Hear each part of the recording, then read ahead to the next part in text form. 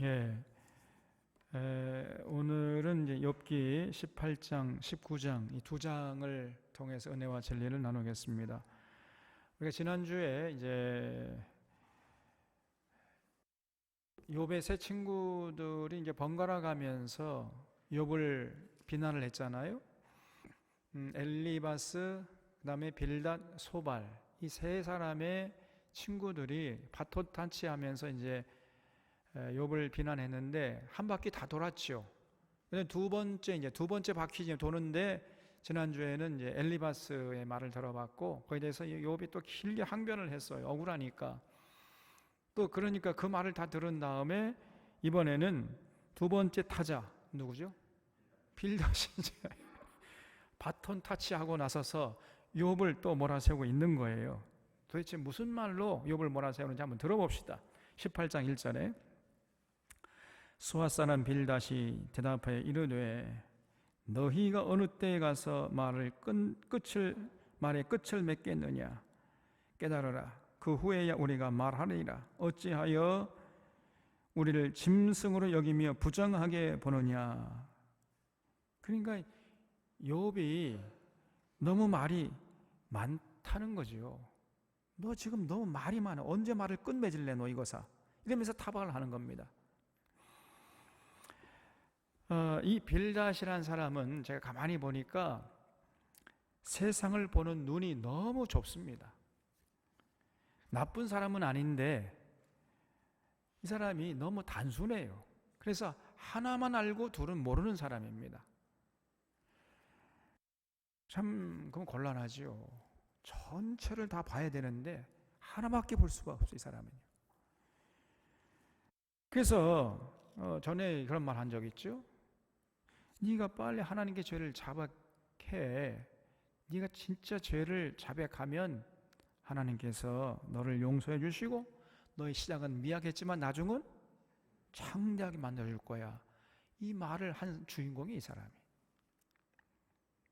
근데 우리는 이 말을 하나님의 말씀으로 받들고 지금 막 표구해가지고 벽에 걸어 놓잖아요. 하나님 말씀 아닙니다. 빌닷의 말이에요, 빌닷. 이 사람은 아주 단순한 논리를 가진 사람이었습니다. 이 사람의 사고 수준이라든가 인식의 지평은 너무나 짧고 얄팍해요. 그런 수준 가지고 자신보다 훨씬 수준이 높은 욥에게 와가지고 욥을 자꾸 타박하는 거죠. 욥을 위로한답시고 하는 말이 하나도 욥에게는 위로가 안 되는, 괜히 비싼 밥 먹고 헛된 말을 자꾸 짓겨려요. 이런 수준이었단 말이죠. 4절에 울분을 터뜨리며 자기 자신을 찢는 사람아. 그러니까 욥이 이렇다는 거예요. 자꾸 울분을 터뜨리고 네가 지금 네 자신을 찢고 있어 이거사. 이렇게 지금 몰아세워요. 너 때문에 땅이 버림을 받겠느냐? 바위가 그 자리에서 옮겨지겠느냐? 아이고 의인 나셨네. 의인 나셨어. 너 때문에 땅이 버림받겠네. 너 때문에 바위가 그 자리에서 옮겨지겠네. 그러면서 비아냥거려요. 욥이 자기 죄가 없다고 하니까. 그러면서 이제 5절부터 21절까지 전부 인과 응보의 차원에서 얘기하는 거예요. 네가 뭔가 잘못한 게 있으니까 하나님께서 지금 너를 벌하고 있다는 겁니다. 아니 땐 굴뚝에 그다음 뭐요? 여러분들이 설교하셔 그러면 농담입니다. 아니 땐 굴뚝에 연기 나겠느냐 이거사. 네가 뭔가 잘못한 게 있으니까 지금 하나님께 이런 벌을 받고 있는 거잖아. 지금 전부 이런 차원에서 하는 얘기입니다. 이런 인과응보 사상이 머릿속에 박혀가지고 온갖 지금 헛된 말을 늘어놓으면서 욥을 더 고통의 구렁텅이로 몰아넣고 있는 거예요. 그래서 5절부터 이 18장 끝까지 19절까지 전부 인과응보 차원에서 하는 얘기입니다. 근데 가만히 읽어보면요, 이게 한 문장으로 되어 있어요. 이걸 뭘 말하죠? 빌닷이 숨도 안 쉬고 얘기했다는 거예요. 예? 그래서 제가요, 오늘 봉독한 본문을 1절에서 4절까지밖에 안 정했죠. 왜 그랬을까요? 도대체 문장이 안 끝나. 만약에 5절 읽으려면요, 19절까지 가야 돼. 그래서 4절로 끄는 겁니다, 여러분. 이 빌닷이 숨도 안 쉬고 인과응보 차원에서 지금 욥을 비난하면서 몰아세우고 있는 거예요. 근데 가만히 들어보면 일견 맞지만은 그러나 세상이 그렇질 않아요. 너무 이 사람 세상 보는 눈이 단순하단 말이에요. 세상이 인과응보의 차원에서 이렇게 운영이 되면 얼마나 좋겠습니까? 정말 저도 그렇게 되면 좋겠어요. 근데 세상이 그렇지 않단 말이에요, 이게. 5절 보세요. 악인의 빛은 꺼지고 그의 불꽃은 빛나지 않을 것이요. 여러분, 악인의 빛이 꺼집니까? 그 악인의 불꽃이 빛나지 않아요? 물론 그런 사람도 있지만은, 그러나 대부분의 악인의 빛은 꺼지는 것이 아니라 더 활활 밝게 빛납니다. 이게 세상이에요. 지금 우리 주변을 돌아보세요. 그렇잖아요, 지금. 6절에 그의 장막 안의 빛은 어두워지고 그 위의 등불은 꺼질 것이요 그의 활기찬 걸음이 피곤해지고 그가 마련한 꾀에 스스로 빠질 것이니. 여러분, 이런 악인도 있지만은 그렇지 않은 악인이 더 많습니다. 온갖 수단 방법 가리지 않고 자기 뱃속 챙기면서 그러면서도 떵떵거리며 사는 사람들이 얼마나 많냔 말이에요, 지금.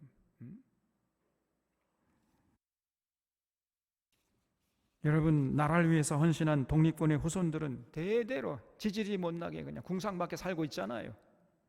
그리고 일제히 빌붙어서 나라를 팔아먹은 친일파 후손들은 지금 대대로 떵떵거리면서 잘 먹고 잘 살고 있지 않습니까? 이게 세상이란 말이에요. 8절에 이는 그의 발이 그물에 빠지고, 이 그라는 말은 전부 악인을 말하는 겁니다. 올가미에 걸려들며 그의 발 뒤꿈치는 덫에 치이고 그의 몸은 올무에 얽힐 것이며 그를 잡을 덫이 땅에 숨겨져 있고 그를 빠뜨릴 함정이 길목에 있으며 무서운 것이 사망에서 그를 놀라게 하고 그 뒤를 쫓아갈 것이며 그의 힘은 기근으로 말미암아 쇠하고 그 곁에는 재앙이 기다릴 것이며 질병이 그의 피부를 삼키리니 곧 사망의 장자가 그의 지체를 먹을 것이며 그가 의지하던 것들이 장막에서 뽑히며 그는 공포의 왕에게로 잡혀가고 그에게 속하지 않은 자가 그의 장막에 거하리니 유황이 그의 처소에 뿌려질 것이며 밑으로 그의 뿌리가 마르고 위로는 그의 가지가 시들 것이며 그를 기념함이 땅에서 사라지고 거리에서는 그의 이름이 전해지지 않을 것이며 그는 광명으로부터 흑암으로 쫓겨 들어가며 세상에서 쫓겨날 것이며 그는 그의 백성 가운데 후손도 없고 후예도 없을 것이며 그가 거하던 곳에는 남은 자가 한 사람도 없을 것이라. 여기까지가 한 문장이에요. 그러니까 숨도 안 쉬고 이렇게 뱉어버린 겁니다, 이 빌닷이. 여러분, 악이 이렇게 되었으면은, 이렇게 되는 세상이 되었으면 얼마나 좋겠습니까, 세상이.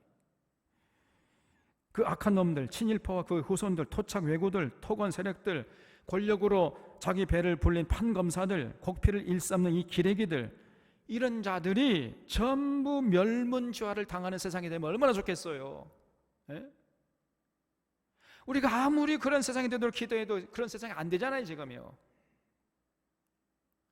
정말 그런 세상이 되면 제가 그냥 덩실덩실 춤을 추겠습니다, 정말. 얼마나 그런 세상이 좋겠습니까? 그런데 안타깝지만 그런 세상은 오지 않습니다, 우리가 사는 동안. 주님 오실 때까지, 주님 다시 오실 때까지. 아니, 여러분, 앞으로 가면 갈수록요, 세상은 더 악한 사람들이 득세하게 돼 있어요. 그래서 주님이 오시는 겁니다. 그래서 점점 주님 다시 오실 때가 가까이 되면 그걸 오메가 포인트라고 그래요. 그 오메가 포인트로 가면 갈수록 세상은 선한 사람들이 득세하는 것이 아니라 악한 사람들이 더 득세하게 돼 있어요. 그래서 주님이 더 이상 못 참고 오시는 겁니다. 이 세상에 역사의 문을 닫으려고. 이것이 성경의 역사관이에요. 그래서 앞으로 가면 갈수록 세상은 악한 자들이 득세하게 돼 있단 말이에요. 근데 이 빌닷은 전혀 거꾸로 생각하고 있어요. 지금 악한 자는 반드시 그 죄값으로 멸문지화를 당할 것이다. 미안하지만 그런 세상은 오지 않습니다.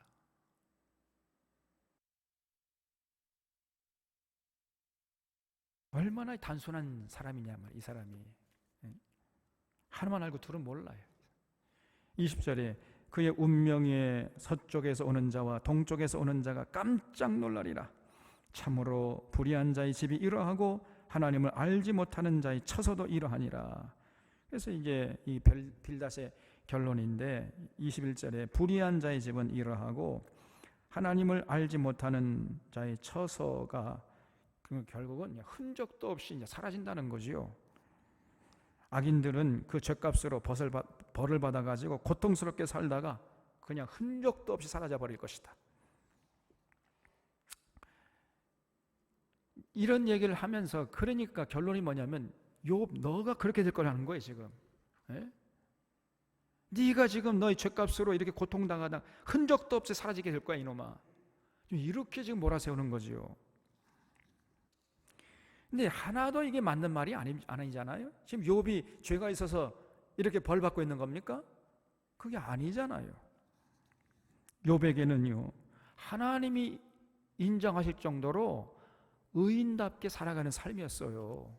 하나님도 인정했잖아. 욥은 정말 이 당대의 최고의 의인이라고 하나님이 인정하셨습니다, 여러분. 그래서 욥은 죄가 없어요.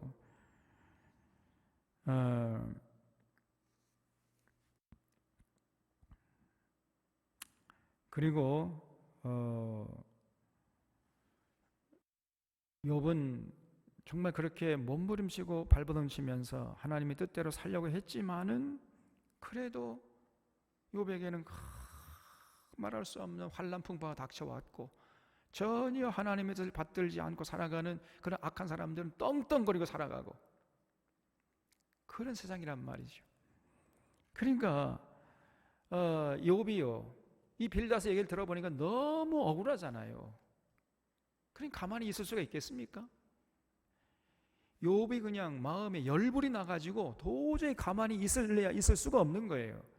그래서 또 욥이 이제 항변하는 겁니다. 19장 보세요.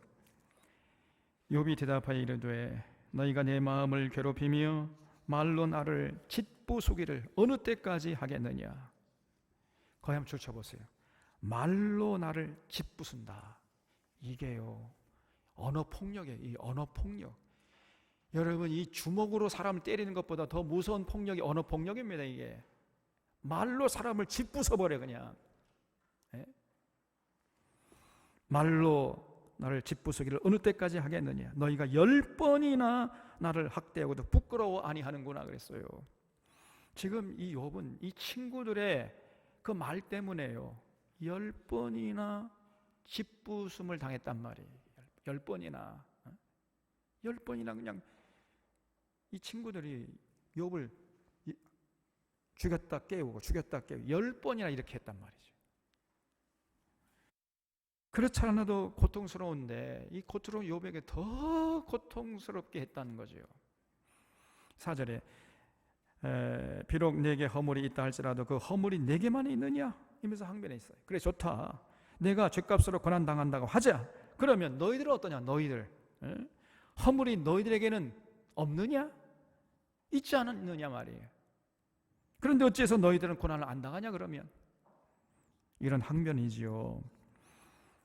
여러분 이 욥의 친구들이 욥을 말로 짓부수기 10번이나 하면서도 부끄러워하지 않았어요. 꼭 기억하세요. 말이 사람을 살리기도 하고 죽이기도 한다는 것. 그런 힘이 세치혀에 있는 거예요. 이게. 그래서 말에는요 무서운 독이 담겨 있는 겁니다. 우리가 정말 그래서 말 조심해야 돼. 우리가 수요일날 잠언을 계속 보는 솔로몬이 끊임없이 계속 지속적으로 반복하는 게 뭐예요? 말 조심해라. 입 조심하라. 세치혀를 조심해라. 끊임없이 반복하잖아요. 여러분 이 언어 폭력 이것처럼 무서운 폭력이 없는 것입니다. 손으로 몇 대 때리면은 아프지요. 그러나 또 상처가 난다 할지라도 며칠만 지나면요, 그 상처는 아물어버려요. 그 기억에도 없어져 버립니다. 그러나 말로 폭력을 가하면, 이 언어 폭력을 당하면요, 이거는 쉽게 낫지 않아요. 그 마음판에 바뀌어가지고요, 영원히 지워지지 않습니다. 이 언어 폭력, 이것처럼 무서운 폭력이 없는 거예요, 이게. 그래서 우리 사랑하는 사랑의 교우들은 정말 입이 무거운 자들이 되어 주시기를 주님의 이름으로 부탁드립니다.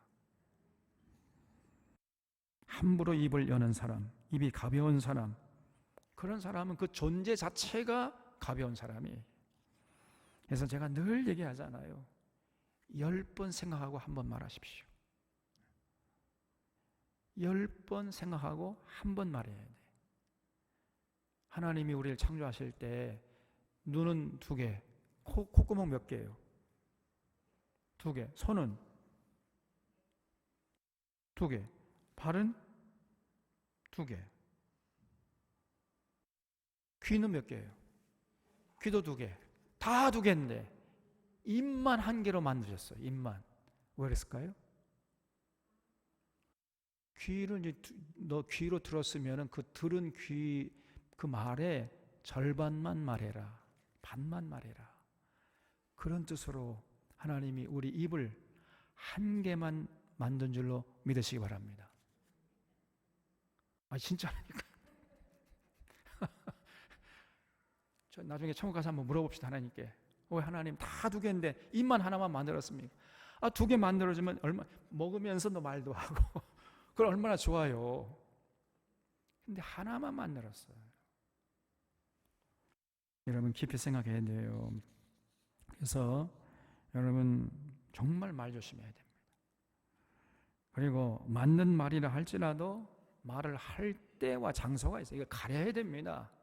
아무리 맞는 말이라 할지라도 때와 장소가 아니면 말하지 말아야 돼. 이게. 우리 사랑의 교우들은 꼭 그렇게 습관 들여 주시기를 바랍니다. 그래서 정말 입이 무거운 자가 돼야 돼요. 우리가 말을 하면 상대방이 우리 말을 천근 만근으로 이렇게 무겁게 받아들일 수 있도록 이렇게 우리가 언어 사용을 해야 됩니다. 한번 저 사람 말한 건 정말 이거는 틀림없어. 반드시 이루어질 거야. 이 정도가 돼야 돼. 그래서 입이 가벼운 사람과 어떤 일을 도모하다가는요, 큰 낭패를 당합니다. 절대로 그런 사람하고는 어떤 일을 도모해서는 안 돼. 그래서 제발이지 욥의 새 친구 같은 이런 입이 가벼운 이런 사람이 되지 않기를 바랍니다.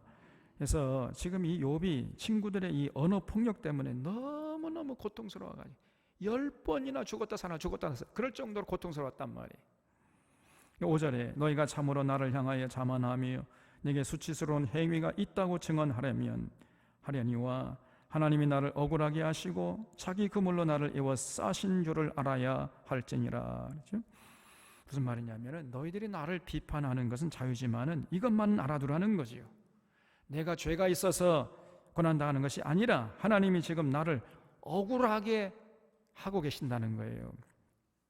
내가 지금 하나님 앞에서 죄가 없다는 것을 하나님도 알고 계시는데 지금 하나님이 나를 이렇게 억울하게 고통스럽게 하고 있다는 거예요. 그래서 내가 지금 억울하다. 그러면서 자신의 죄 없음을 지금 항변하고 있는 거지요. 7절에 내가 폭행을 당한다고 부르짖으나 응답이 없고 도움을 간구하였으나 정의가 없구나. 그가 내 길을 막아 지나가지 못하게 하시고 내 앞길에 어두움을 두셨으며 나의 영광을 거두어 가시며 나의 관모를 머리에서 벗기시고 사면으로 나를 걸으신 나는 죽었구나. 내 희망을 나무 뽑듯 뽑으시고 나를 향하여 진노하시고 원수같이 보시는구나. 그 군대가 일제히 나와서 길을 도두고 나를 치며 내 장막을 둘러 진을 쳤구나. 나의 형제들이 나를 멀리 떠나게 하시니 나를 아는 모든 사람이 내게 낯선 사람이 되었구나. 그랬지. 이래 탄식을 했어요. 무슨 말이냐면은 하나님께서 욥의 가족을 멀리 떠나게 하셨잖아요. 다시 말하면 욥의 그 사랑스러운 아들 딸들 다 데려가셨잖아요. 하나님께서 마귀를 통해서 시험하신 거잖아요. 그래서 이렇게 멀리 떠나게 하고, 그러니까 모든 사람들이 다 낯선 사람이 되었다는 거예요. 다시 말씀드리면 지금 욥을 아는 이 주변의 사람들이 다 낯선 사람이 되었다는 말은 무슨 말이냐면은 욥을 보면서도 욥이 고통당하니까 애써 모른 척 외면하고 있다는 거지. 다 낯선 사람이 되어버렸어. 당신 누구요? 지금 너무 고통당한 이 사람들이요, 지금 저 욥은 지금 자기 죄 때문에 저렇게 고난당한 거야 이렇게 생각하니까 전부 다요 그 재난당한 욥을 외면하는 것이요. 그러니 욥이 얼마나 고통스럽겠느냐 그 말이. 아무리 지금 제가 폭행을 당하고 있으면, 제가 고통 중에 있으니 여러분 좀 도와주십시오 이렇게 외쳐도요 아무도 도와주려고 하는 사람이 없다는 거예요. 전부 외면하고 있어요.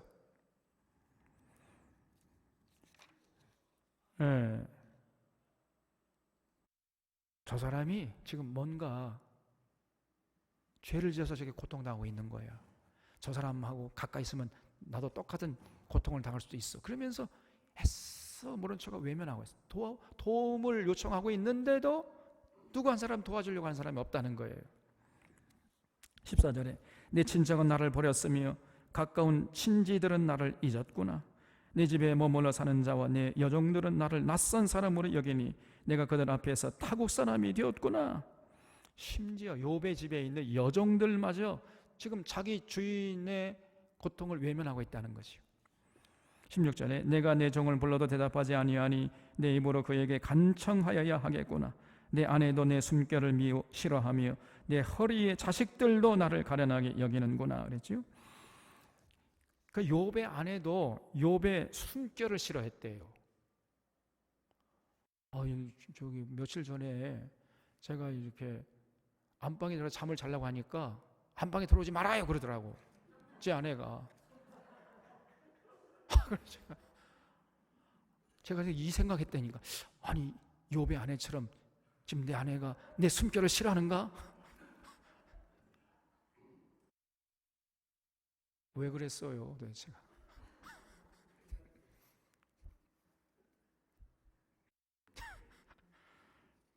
지금 욥의 아내가요 욥의 숨결을 싫어해.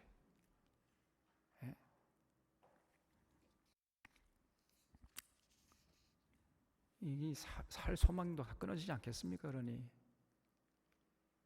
같이 자기를 거부하는 거예요. 욥의 숨결도 싫어하는데 또 내 허리의 자식들도 나를 가련하게 여기는구나. 거기 한번 줄쳐보세요. 이 허리의 자식들, 이게 잘못하면 오해할 수 있는데 이 허리의 자식들 그러면 누구를 말하겠어요? 허리의 자식들. 그럼 욥의 자식들이라고 오해할 수 있는데 욥의 자식이 아니면, 지금 욥의 자식들은 어떻게 됐어요? 다 죽었잖아요. 그래서 여기서 허리의 자식이란 말은 욥의 자식이란 말이 아니라 욥의 형제들이란 말이에요. 욥의 형제들. 내 부모에게서 낳은 자식들을 허리의 자식들이라고 하는 거예요. 허리의 자식들. 그래서 다시 말하면 욥의 형제들마저도, 욥의 아내는 물론이고 욥의 형제들마저도 욥을 외면하고 있다는 거죠. 아무리 욥이 고통스러워서 좀 도와달라고 해도 외면하고 있어요. 왕따시키고 있는 겁니다 지금. 18절에 어린 아이들까지도 나를 업신여기고 내가 일어나면 나를 조롱하는구나. 나의 가까운 친구들이 나를 미워하며 내가 사랑하는 사람들이 돌이켜 나의 원수가 되었구나. 내 피부와 살이 뼈에 붙었고 남은 것은 겨우 잇몸뿐이로구나 그랬어요. 여러분이 너무 고통스럽잖아요. 스트레스 받잖아요. 그러면요 뼈가 다 말라버립니다. 뼈가. 스트레스가 만병의 근원이잖아요. 지금 이 욥은 고통으로 말미암아서 여러 가지 불행한 사건이 막 겹쳤잖아요. 설상가상으로 모든 재산이 다 날아가 버렸잖아요. 그 많던 재산이. 그리고 사랑하는 아들, 딸 10명이 한꺼번에 사고로 죽어버리고 자신의 몸마저도 악창이 들어가지고 깨진 기와장을 가지고 제 가운데 앉아서 빡빡 긁어도 가려움증이 해소되지 않는 이런 중병에 걸리지 않았습니까? 그런 육신의 고통도 고통이었지만 더 큰 고통은 뭐냐면요, 주변에 자꾸 수군거리는 거예요. 저 욥이 제가 죄 때문에 저렇게 고통당하는, 하나님께 버림받은, 천벌받은 거야. 자꾸 뒤에서 수군거려 이것들이.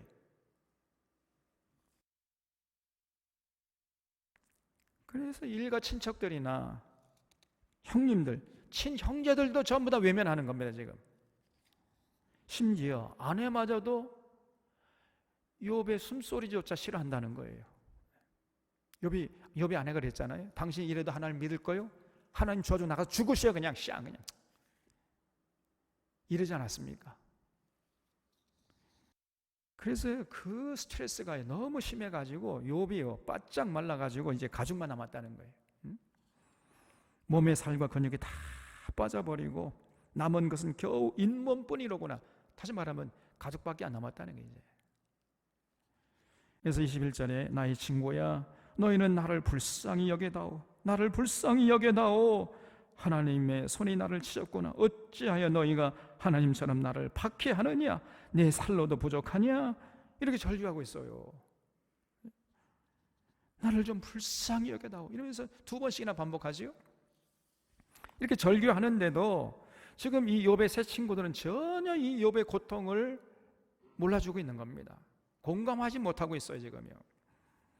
그래서 그 20일 너희가 어찌하여 하나님처럼 나를 박해하느냐. 내 살로도 부족하냐. 이 말이 무슨 말이냐면은 내가 이렇게 바짝 마른 송장같이 되어서도 이것으로도 부족하냐? 아직도 너희들이 성이 차지 않았느냐? 나를 좀 더 이상 고통스럽게 하지 말아다오.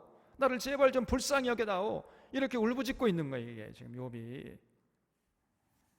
나를 제발 좀 가만히 내버려둬라. 내가 이렇게 고통을 당하고 있는데 그래도 부족하냐? 내가 더 고통을 당해야 너희들이 속이 시원하겠느냐? 이런 얘기죠. 얼마나 이 욥의 세 친구들이 이 몹쓸 짓을 하고 있느냔 말이에요. 이 사람들이 자기 확신에 차가지고. 23절에 나의 말이 곧 기록되었으면 책에 쓰여졌으면 철필과 나무로 영원히 돌에 새겨졌으면 좋겠노라. 내가 알기에는 나의 대속자가 살아계시니 마침내 그가 땅 위에 서실 것이라. 여기 대속자가 누구죠? 대속자가 누굽니까? 그죠? 여기서 말하는 하나님이죠. 하나님. 예수님이 하나님이죠. 그러니까 언젠가 대속자이신 하나님을 내가 만나뵐 거라는 거예요. 그래서 그 하나님께서 나의 억울함을 풀어주실 것이다. 이러한 소망으로 지금 욥이 버티고 있는 거죠. 지금 하나님이 어디 서풍을 가셨는지, 어디 졸고 계시는지, 잠자고 계시는지, 나의 억울함을 하감하지 않고 계셔서 내가 이런 어려움, 고통을 당하고 있지만은 언젠가 하나님이 나를 굽어 살펴주시면 반드시 나의 억울함을 풀어주실 것이다. 지금 이러한 기대를 갖고 있어요 욥이요. 만약에 이런 기대감마저도 없었으면 욥은 벌써 아마 죽었을 겁니다. 그래서 25절에 내가 알기에는 나의 대속자가 살아계시니 마침내 그가 땅 위에 서실 것이라. 내 가죽이 벗김을 당한 뒤에도 내가 육체 밖에서 하나님을 배우리라 그랬어요. 얼마나 표현이 절절합니까 지금.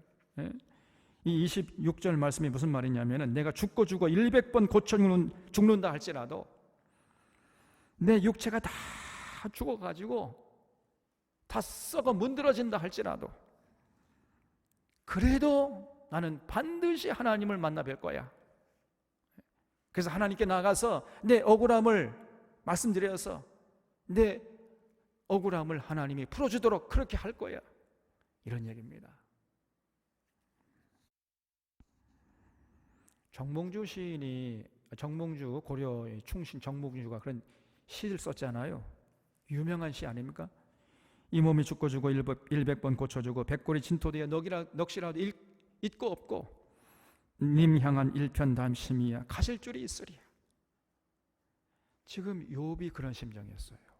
하나님을 향한, 하나님만 내 억울함을 하감하시면 내 모든 문제가 해결될 텐데 어찌된 영물인지 지금 하나님이 자신의 억울함을 지금 하감하고 계시지 않는다는 거예요.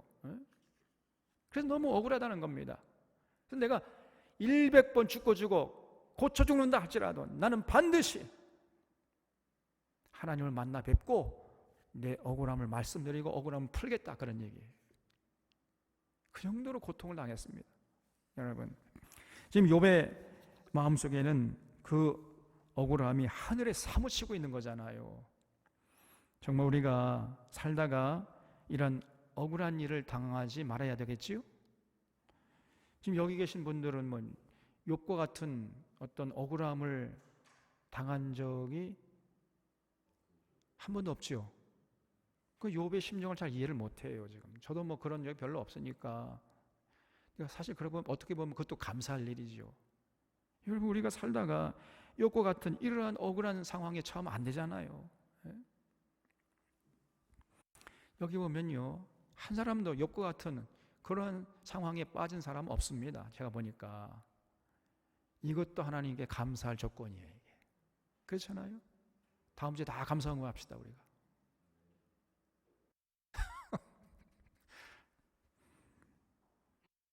그런데 우리 주변을 돌아보면요, 이 욥과 같은 이런 억울함을 당해가지고 그 마음의 한을 어떻게 풀지 못해가지고 너무너무 고통스럽게 살아가는 사람들이, 그런 이웃들이 많습니다. 여러분, 얼마 전에 일어났던 그 세월호 사건, 그 세월의 사건으로 자식을 잃은 그 부모들이 그런 사람이지요. 네? 여러분, 생각해 보세요.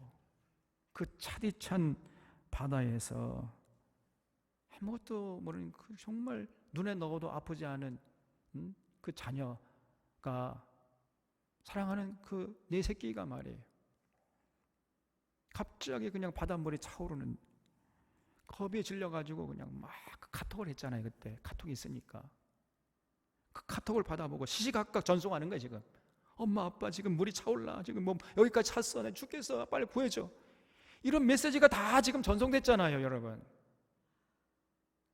그 중계 방송을 듣고 있는 그 부모의 마음, 심정이 그때 어떻겠습니까, 여러분? 네? 그러다가 결국은 이제 꼬락꼬락 하면서 이제 그 자녀가 죽어가는 모습을 지금 지켜봤어요. 익사하는 장면을. 그 동영상이 얼마 전에 나돌았지요. 지금도 인터넷에 보면 있습니다, 여러분. 저는 너무너무나 그게 막 고통스러워가지고 용기가 안 나서 도저히 못 보겠더라고요. 그런데 부모들의 심정 어떻겠습니까? 예? 한번 상상을 좀 해보세요. 저는 도저히 그 동영상을 좀 보라고 누가 그랬는데 못 보겠더라니까. 지금도 못 보고 있습니다. 용기가 안 나가지고. 그러니 당사자의 부모님들은 어떻게 했느냐 말이에요. 억장이 무너지 마음이 새카맣게 타지 않았겠습니까? 그런데 그 고통은요, 사실은 또 아무것도 아니에요. 그 세월호 유족들의 마음을 더 고통스럽게 한 것은, 그 자녀가 그렇게 익사하는 그런 장면도 뭐 고통스러웠지만은 더 고통스러웠던 것은 뭐냐면은 주변의 사람들의 차가운 시선이었어요. 자꾸만 뒤에서 사람들이 수군거리는 겁니다. 자, 저것들이 말이에요, 국가에서 보상을 더 타먹으려고 저러는 것이야. 이제 그만해, 시체팔이 그만해, 자꾸 이렇게 외치는 놈들이 있었지요. 야당을 비롯해가지고. 제가 언젠가 우리 정장로님하고 그 노란 리본 차고 그 하면노에 가니까, 어느 교회에 가니까요, 그 권사라는 사람이 왜 아직까지도 그 노란 리본을 차고 다니냐고 막 항의하더라니까. 내가 기가 차가지고요, 이것들이 예수 믿는 자들입니까? 이것들이 권사의 장로야? 이게 목사예요? 이게 놀랍게도 그런 수준이 한국교회가. 욥의 새 친구 같이. 그 어느 아버지는 너무 고통스러워 자살해 죽어버렸잖아요. 근데 전혀 그 고통을 느끼지 못하는 겁니다. 그러면서 하나님을 사랑하는데, 천만의 말씀 만만의 콩떡이지요. 저 사람들은 전혀 하나님을 알지 못하는 사람들입니다. 자기들 그냥 자기 확신에 차가지고 자기 취미생활 하는 거지 진짜 신앙생활 하는 사람들이 아니에요. 그건 교회가 아닙니다. 또 강기훈이라는 사람이 유서대필을 했다고 해가지고 억울하게 감옥살이 했잖아요. 그 유서대필을 했다고 몰아간 당시 검사가 누구냐? 바로 국민의힘 국회의원 곽상도라는 사람. 이번에 50억 받아 먹었잖아 이게. 네? 전부 국민의힘 국회의원들입니다. 이것들이. 그 사람이 박근혜 정부의 민정수석까지 하다가 이제 국회의원, 대구에서 또 국회의원이 돼서 또 그러면서 떵떵거리고 살고 있는 겁니다. 네. 억울한 사람들의 마음이 하늘에 사무치고 있어요 지금요. 또 그동안 박정희 정권이 전두환 정권들이 정치적으로 분리하면 간첩 사건을 조작했잖아요. 그 조작해가지고 언론에 유포하면 이 기레기들이 그 전부 그걸 받아쓰기에 정신 없었습니다, 여러분. 그러면 그 잘못된 정보에 의해서 또 그 간첩 조작한 사람에서 희생당하는 그 사람과 그 당사자 그 가족들 그 고통을 전혀 외면해버린 이 사람들이. 그래서 언론이 대서특필을 해가지고 정치적으로 불리한 사건을 잊게 만드는 거예요. 국민들의 시선을 다른 쪽으로 딱 돌려버리는 거지. 그래서 정권은 이제 위기에서 벗어나는 이런 수법을 많이 썼던 거예요. 이렇게 해서 간첩으로 몰린 사람들이요 셀 수 없이 지금 많습니다, 여러분. 네. 제가 다 되려면 몇 시간 걸려요, 그게. 그 대표적인 사건이 바로 유호성 간첩 조작 사건이잖아요. 유호성이라는 서울시 공무원을 국정원하고 검찰이 공모해가지고 이 유호성이라는 사람을 간첩으로 조작을 해가지고 기소를 하고 언론에 배포해가 그래가지고 뭐 당시에 뭐 얼마나 대서특필했습니까?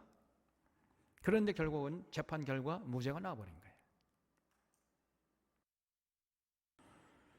그래도 이 사람은 참 다양한 사람이죠. 정말 간첩으로 몰려가지고 사형까지 받고 한평생 그 유족들의 막 숨지기고 사는 이런 가족들이 우리 주변에 많습니다, 여러분. 또 정의를 위해서 내부 고발을 했더니 오히려 그 공익 제보자를 경찰이 고소해, 검찰이 기소해가지고 또 감옥 가는 이런 사람들도 있어요. 그러니 누가 공익 제보를 하겠습니까, 여러분? 그러니 점점 나라가 공의와 정의가 땅에 떨어지고 있는 겁니다. 이런 상황에서 억울한 사람들이 지금 속출하고 있는 거예요. 이게. 교회는 전혀 그런 사람들 외면하고 있고 나 몰라라 하고 있고. 그래서 여러분 지금 그런 억울한 사람들이 속출하고 있는 거예요. 욥처럼 내가 죽어서라도 내가 죽고 100번 곧 죽는다 할지라도 그래서 내 육체가 다 썩어 문드러진 다음에도 그 백골이 된 몸으로라도 내가 하나님을 뵙고 내 억울함을 풀어달라고 하소연할 것이다. 이런 사람들이 주변에 많습니다. 그래서 이런 세상이 되지 않도록 우리가 기도하고 또 특별히 이런 사람들을 우리가 여러분 주목하고 긍휼히 여기고 품에 안아주고 그들을 격려하는 이런 모습을 교회가 보여줘야 하는 거예요. 교회가 아픔을 같이 나누면 반으로 감수하잖아요. 그래서 세상에 소외된 자, 억눌린 자들 돌봐주라고 하나님이 명령하시지 않았습니까? 그래서 교회의 사명이라는 사실을 사랑하는 사랑의 교우들은 잊지 마시기를 바랍니다. 27절에 내가 그를 보리니 내 눈으로 그를 보기를 낯선 사람처럼 하지 않을 것이라 내 마음이 초조하구나 그랬어요. 네, 그렇게 하나님을 만나서 자신의 억울함을 항변해가지고 자신의 억울함을 풀어주는 그런 날을 기대하는 마음 때문에 애간장이 녹는다는 거죠. 지금 어서 빨리 그런 날이 왔으면 좋겠다. 그러면서 마음이 초조하다는 거예요. 28절에 너희가 만일 이르기를 우리가 그를 어떻게 할까 하며 또 이르기를 이래 뿌리가 그에게 있다 할진대 그랬지요. 다시 무슨 말이냐면 이 세 명의 친구들은 어떻게 하든지 간에 욥을 몰아세울 생각을 하고 있다는 거예요. 결국 이 모든 문제의 근원은 욥 때문이야. 욥 저놈 욥 때문에. 그 욥이 뭔가 잘못한 게 있기 때문에 이런 고통을 자초하는 거야. 그러면서 모든 일의 뿌리가, 모든 문제의 근원이 욥에게 있다는 거예요, 지금. 그러면서 자꾸 욥을 몰아세웠던 거지요. 그래, 욥이요, 아무리 그렇지 않다고 얘기해도 저 사람들은 듣지 않는 거예요, 지금. 그래서 29절에 너희는 칼을 두려워할지니라 분노는 칼의 형벌을 부르나니 너희가 심판장이 있는 줄을 알게 되리라 그랬어요. 무슨 말이냐면요, 이제는 너희 차례라는 거야. 너희 차례. 너희들이 하나님의 분노의 심판의 칼을 받을 준비를 해야 된다는 거예요. 하나님께서 쏟아부으시는 그 분노가 나에게만 떨어지는 것이 아니라 너희들에게 더 떨어질 거야, 이것들아. 그래서 하나님의 그 분노의 심판 받을 준비를 하라는 거예요. 너희는 칼을 두려워할지니라 그랬지요. 그 칼이 뭐냐면 하나님의 분노의 심판이죠. 그 칼이 나에게 떨어질 것이 아니고 너희들에게 떨어질 거야, 이런 얘기예요. 그래서 여러분, 우리가 이런 억울한 일을 당하지 않도록 늘 우리가 기도해야 되겠지요. 하나님, 은혜의 방패로 늘 보호해 주십시오. 어떤 악한 원수 마귀가 우리를 손대지 못하도록 하나님 늘 지켜주시고 보호해 주시옵소서. 우리뿐 아니라 우리 자녀손들 마귀의 시험에 빠지지 않도록 늘 우리가 기도하고요. 그리고 억울한 일을 당했을 때 그래도 끝까지 하나님을 신뢰하는 그런 믿음을 잃지 않도록 기도하고, 그리고 억울한 일을 당한 이웃들을 함부로 판단하고 정죄하고 더 고통스럽게 하는 이런 욥의 새칭울 같은 이런 어리석은 짓을 반복하는 것이 아니고, 오히려 그런 사람들을 더 따스한 주님의 사랑으로 감싸주고 돌봐주고 품어주는 이런 성숙한 우리 산원의 교우들 다 되시기를 바랍니다. 하겠습니다. 고마우신 하나님 아버지, 오늘 이 빌닷의 말에 너무 고통스러워서 욥이 하나님 앞에 울부짖는 모습을 보았습니다. 이 땅에 사는 날 동안까지 이런 억울한 일을 당하지 않도록 하나님, 저희들 마귀의 시험으로부터 지켜주시고, 또한 어려움을 당할 때에 오히려 더 하나님을 신뢰하고 의지하고 더 하늘의 상급을 바라보고 기뻐하고 즐거워할 수 있는 참된 믿음의 소유자를 되게 하시고, 억울한 일을 당한 우리 이웃들을 돌볼 수 있는 따스한 믿음의 사람들 다 되게 하여 주시옵소서. 모든 것 감사하고 예수님의 이름으로 기도하옵나이다. 아멘.